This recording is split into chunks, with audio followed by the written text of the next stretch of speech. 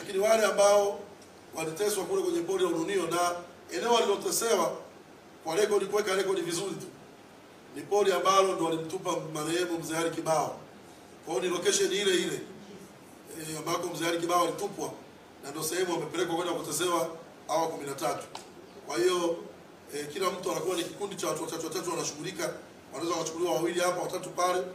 Kwa katika hao 13, 9 ndio wamepatikana wako hospitali, lakini 8 nimeenda mimi na Mheshimiwa Sugu na Mheshimiwa Rema Mwananyamala, tumeona viongozi 8, tumesalimiana nao na tumewajulia hali majeruhi, lakini mmoja vile vile tunazo taarifa za kufariki kwake,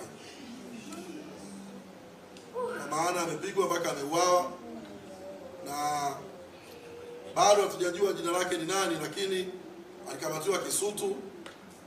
Kwa mujibu wa watu waliokuwa nao hapa, tutampa nafasi ataelezea Mheshimiwa Elizabeth Mambosho kwamba hao walipokuwa wamekamatwa, yule alikuwa anakuja naye kuungana na wenzie akiamini kwa sababu Eliza ndio alikuwa anapigwa sana.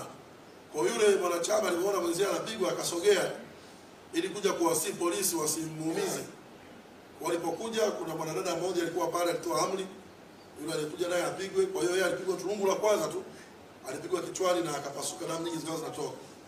Kwa Eliza akiwa chini anapigwa, anasikia polisi wanasema mwaisheni, atatufia. Sasa tumefika pale Mwananyamala, tumemkuta amepelekwa emergency. Daktari aliyekuwa anatutambulisha majeruhi wetu, daktari wa emergency, ndio ametuambia katika 9 waliokuja, mmoja ameconfirm kwamba amefariki. Na tulipotoka pale emergency na Mheshimiwa Sugu na Mheshimiwa Rema kwenda mortuary, tumekuta gari ya polisi na askari kama 5.